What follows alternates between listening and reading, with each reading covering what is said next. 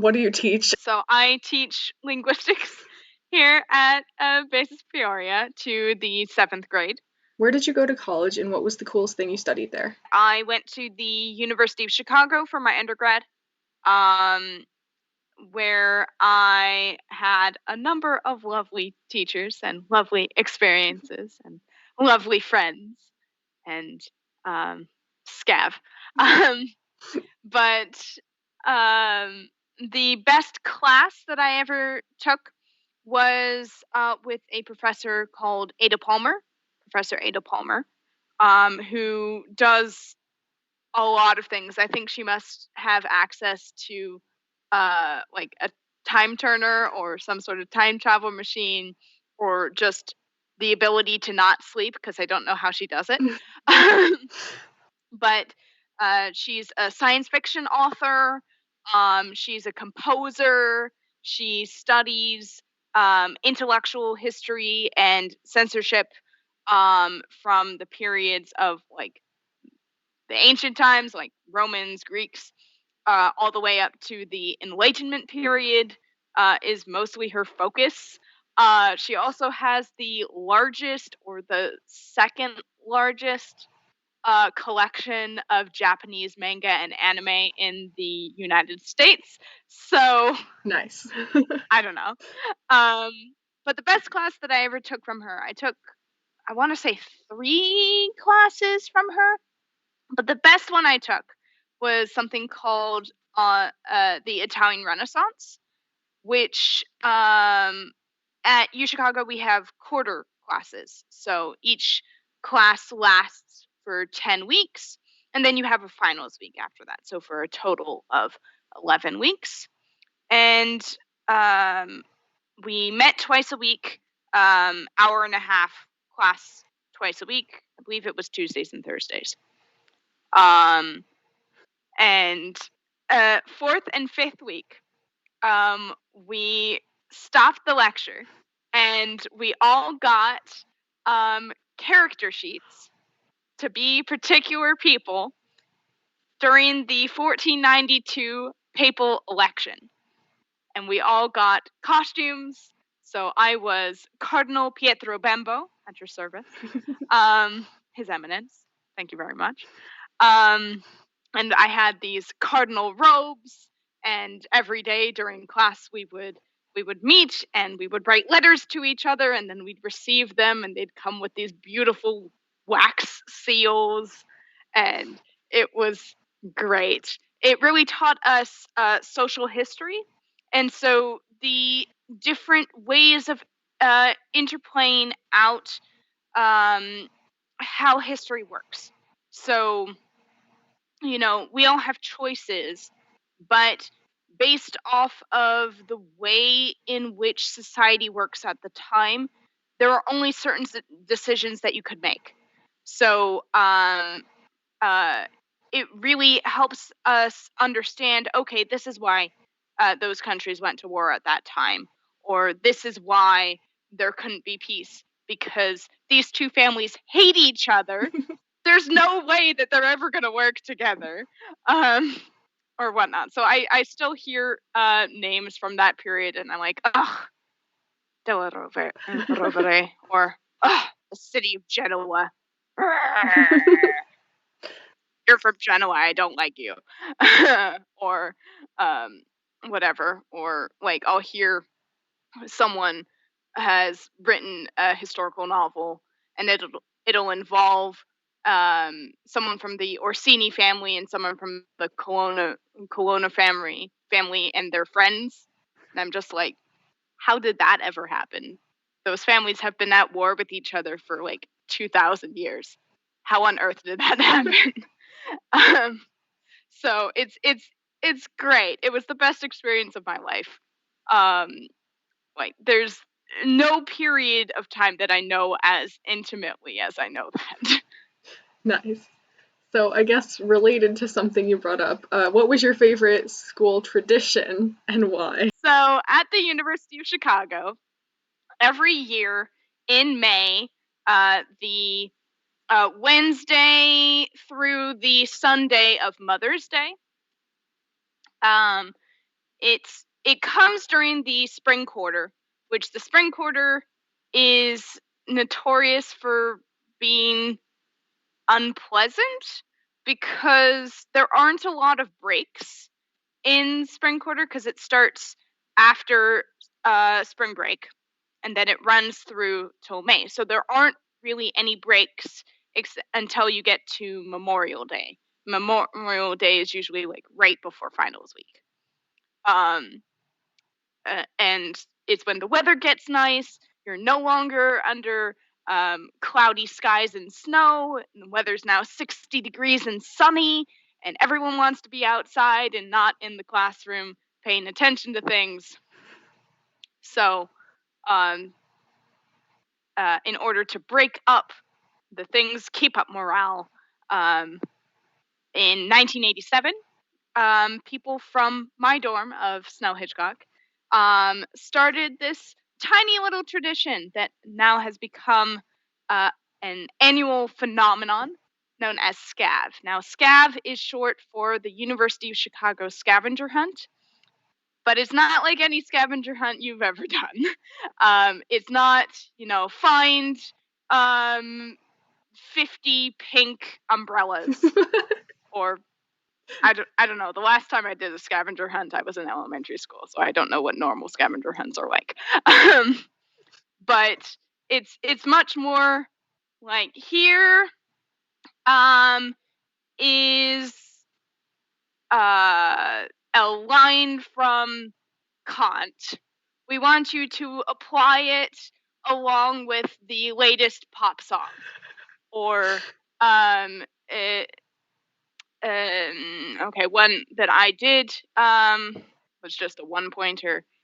Was just we had a stack of sandpaper, and you had to sort the sandpaper only using your tongue.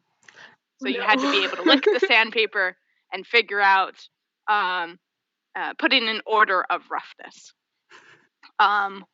Or like the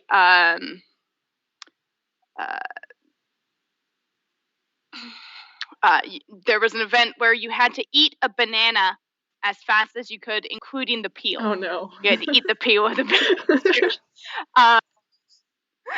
Or you had to build a life-size snow globe of an actual place on Earth. So we built a life-size snow globe of Paris, and we had people actually paint like a mini Mona Lisa or like a mini water lilies by Monet. It was beautiful. Or like what's another good one? This was a little bit before my time, but this was right when when Taylor Swift had just released 1989, that album. There was an item that you had to turn it into 989, the Gregorian chant version. So that sounds amazing. There's a line of people singing the songs from 1989 as if they were Gregorian chant, dressed up as monks, and it's just this pile of craziness, and there's usually around 300 items to complete in Thursday, Friday, Saturday, and Sunday, less than 4 days. Oh no. So you have from midnight between Wednesday and Thursday, where everyone comes to Ida Noise, which is one of the buildings on campus, chanting, "We want the list! We want the list!"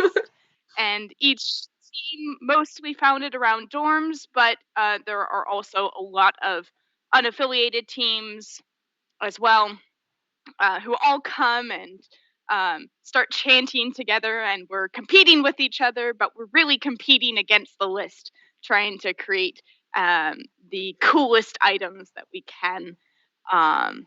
And they don't just give you the list either.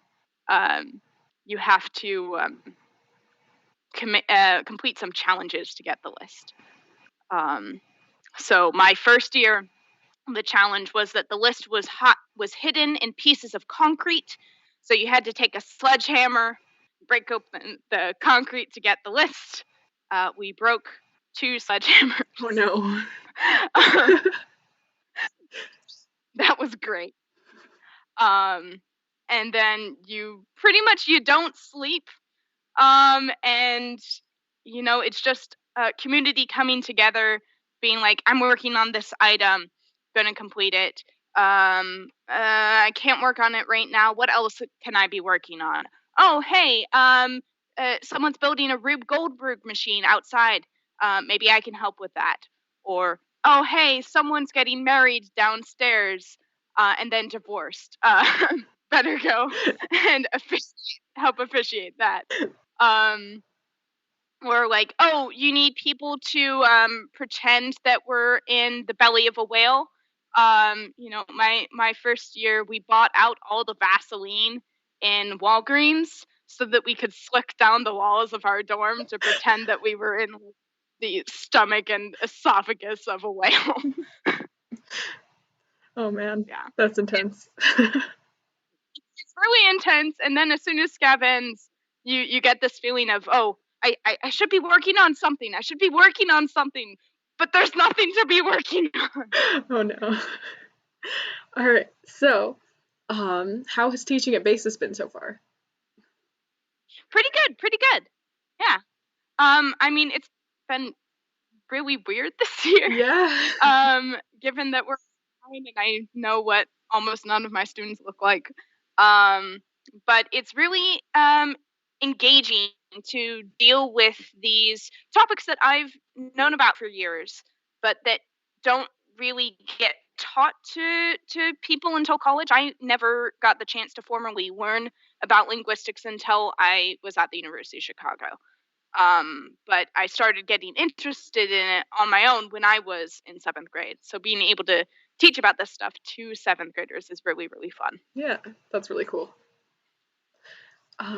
So what was your favorite class when you were at BASIS, and what was the hardest class when you were When I was at BASIS, when I was at BASIS, cultural theory, which was an elective, taught by Mr. Meyerowitz. Do you remember Meyerowitz? Yeah, I know who he was. I remember his room, but I never had him as a teacher, unfortunately. Yeah. Yeah, because he abandoned us. But cultural theory, I kind of think of it as kind of being like Scav, because it was like a way of learning about history and literature in a non-standard way. So like throughout that class, we'd have interesting combinations of things. So like we learned about the concept of gift giving in society, as we were talking about fairy tales, or we talked about Star Wars and the Cold War at the same time. And so just bringing together things that aren't normally talked about in classes in conjunction with each other, just bringing different areas of knowledge and tying everything together. It was really cool. Nice. So what was the hardest class when you were at BASIS? The hardest class. Good question.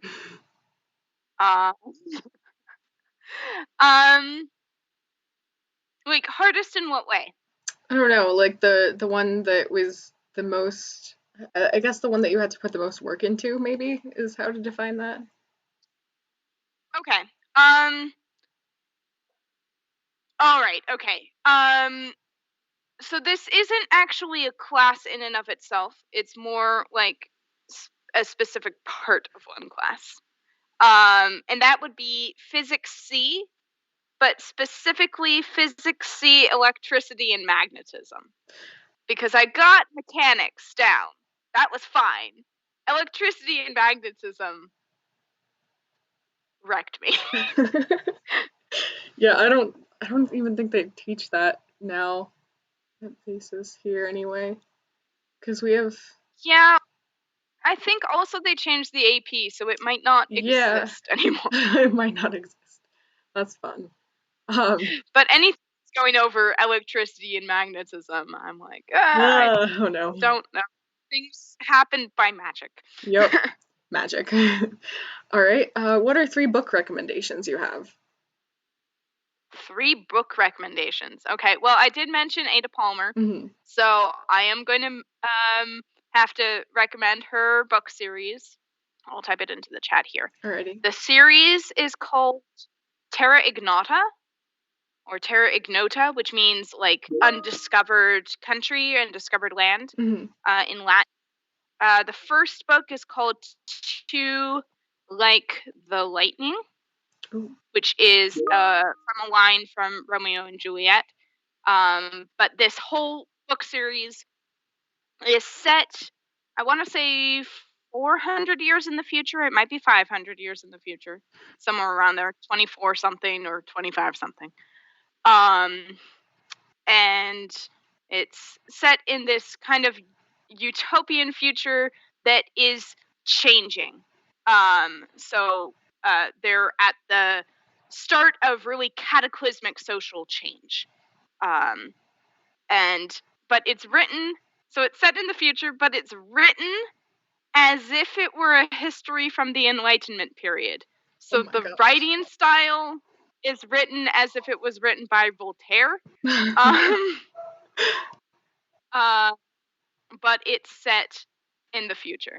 What's another good book though? Okay. All right. Gotta mention a linguistics book. I'm gonna mention this. It's called Because Internet, Understanding the New Rules of Language. It's by Gretchen McCulloch, who is a internet linguist from Montreal. Or maybe not Montreal, but definitely Quebec. And basically, it's linguists talking about how language has changed on the internet and how it has changed over time through the internet, like the specific ways that we use language on the internet, which are very different from how we use language IRL. Then a third. What's a good third one?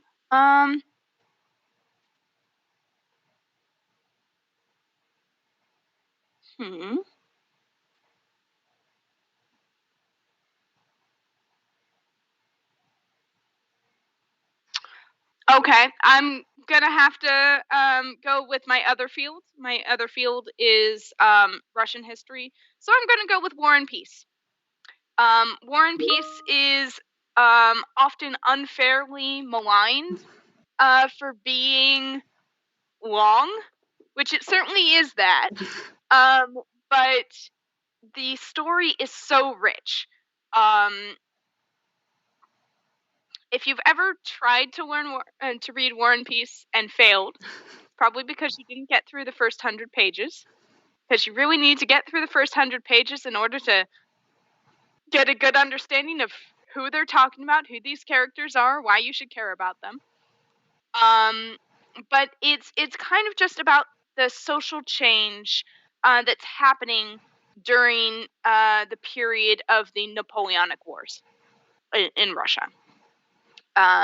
So it really it tracks these different families and their different feelings on specific topics relating to Russia's role in the world, relating to language, relating to France, relating to their social fortunes within aristocratic society, relating to their politics, whether they care about the peasants or not.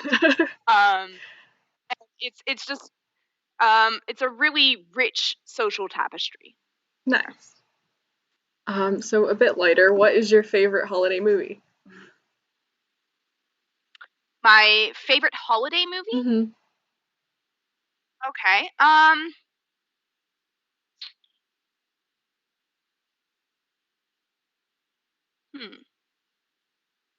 holiday movie.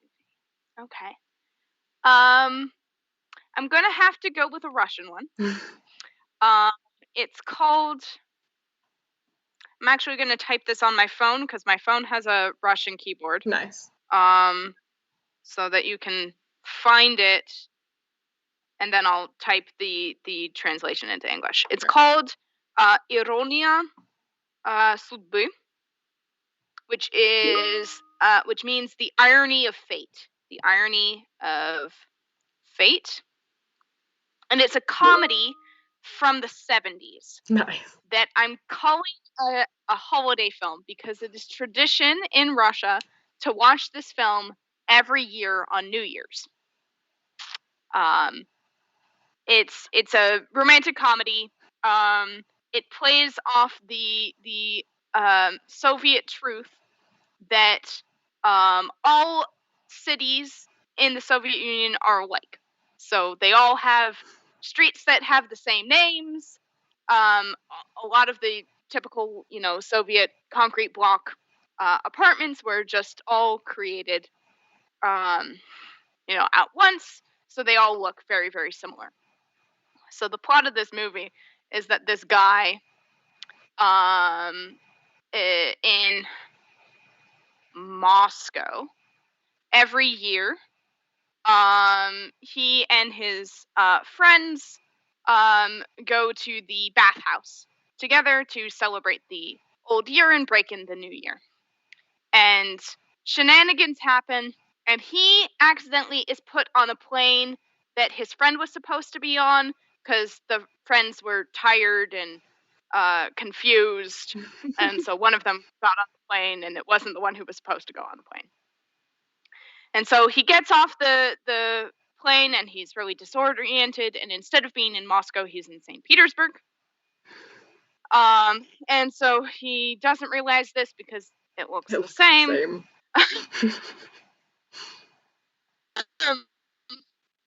Taking whatever his home address is, let's just say it's 10 Olive Street. And so the taxi driver takes him to 10 Olive Street, and he enters the apartment, and his key works. But he's in this apartment because he's not in the same city. He's in this house with this other woman. And there's a whole bunch of shenanigans where he keeps answering the phone when her boyfriend calls, and she keeps answering the phone when his fiance is trying to get a hold of him. Oh no. And lots of shenanigans ensue.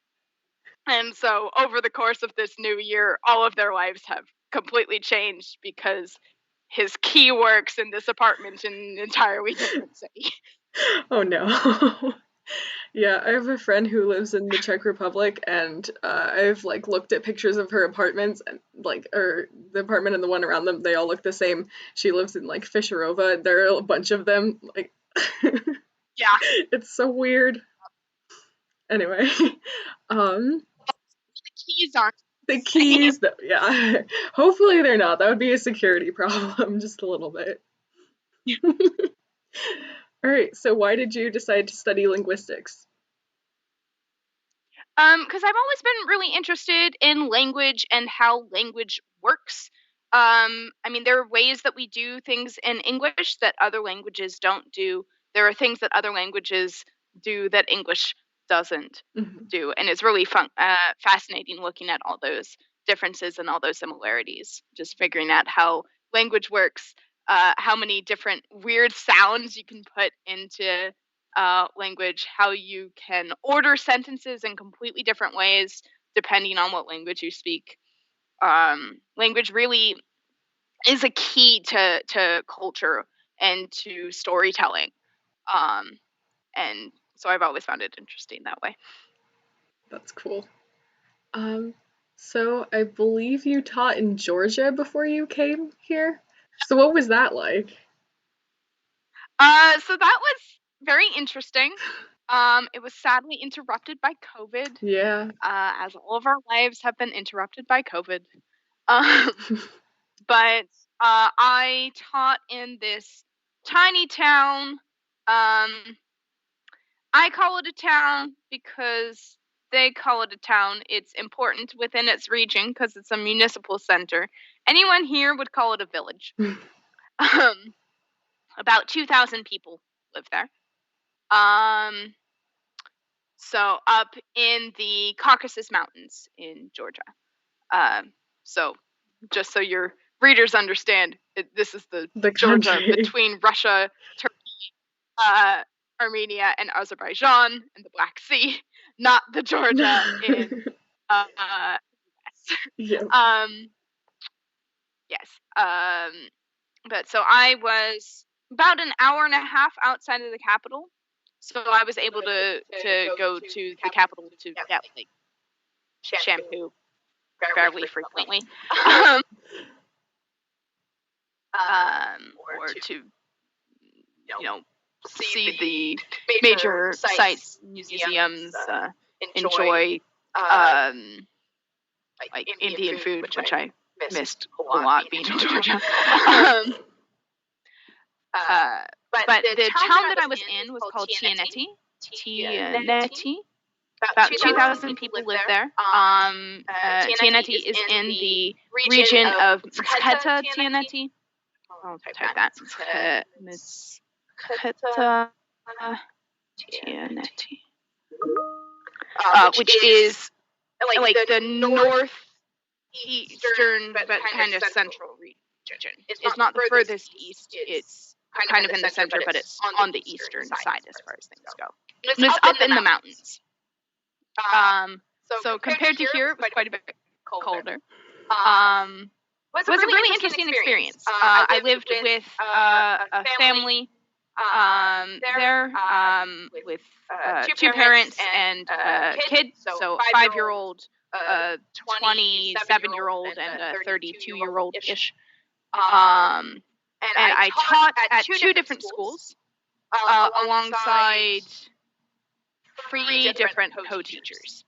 So I was never supposed to be in the classroom by myself because my ability to speak Georgian was very, very limited. I was kind of like the cheaper version or more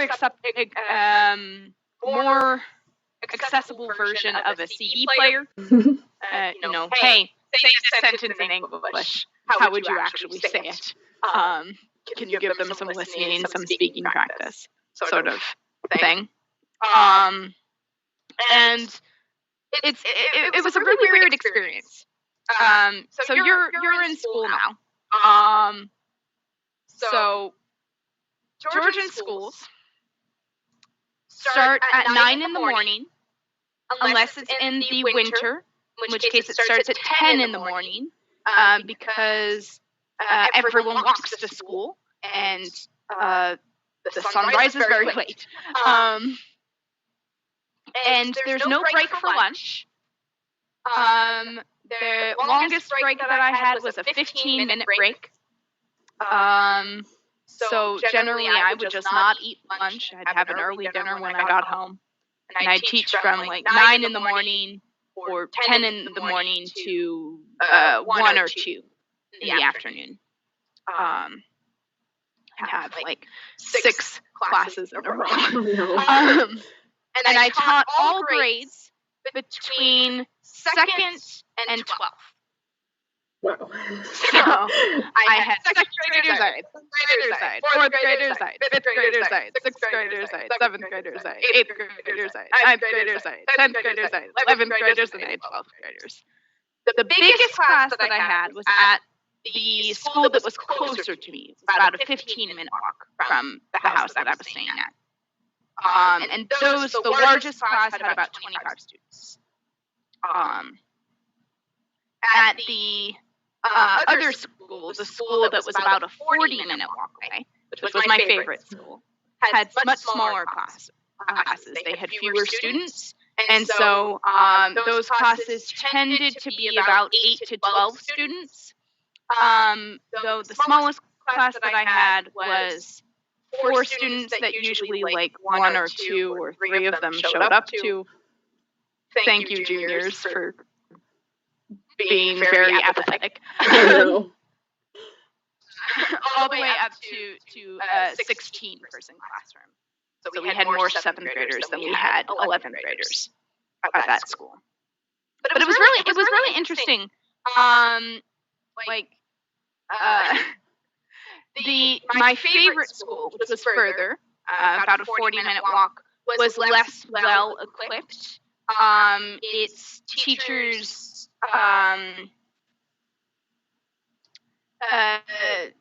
No, I don't want to talk about the teachers. The teachers were all lovely. The facilities were more newly renovated in the other school. In the further school, they did not have indoor toilets. Oh no. It was only outdoor squat toilets. So that was interesting during the winter with the snow. Oh no. They didn't have centralized heating. So they would have like a localized heater in each classroom. That in some classrooms worked well, sometimes even too well, and in most classrooms did not work well. And so we would teach with our coats on, which was an interesting experience. Yeah, that's a lot. Yeah. If you could live in any fictional universe, which one would it be? If I could live in any fictional universe, which one would I live in?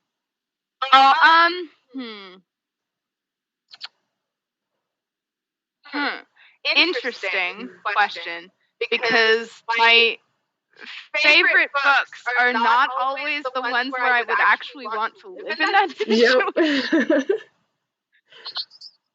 Live in the Harry Potter world, but then I remember that Voldemort exists.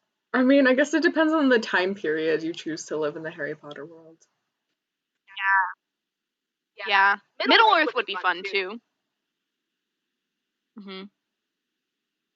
Yeah, I really don't know. I mean, I'm going to say Harry Potter. But like Harry Potter, not during the war. Not during the war. Yeah. I've really liked the Fantastic Beasts like setting, I guess, like all in the 20s and stuff. That's been super cool. Although I read the I but also I'm not sure that I'd want to live during Grindelwald's rise. I think it's just a cool setting, but no, I would not want to live there. Also for Star Wars, like no thanks. It's cool. Yeah. Don't want to get murdered though. Yeah. No. Murder is generally bad.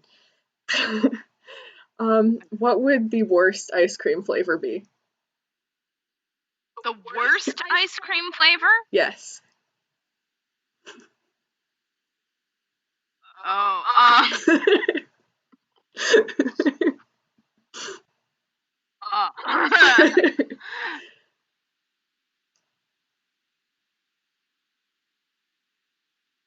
I'm gonna have to say vomited up Jean Jolie.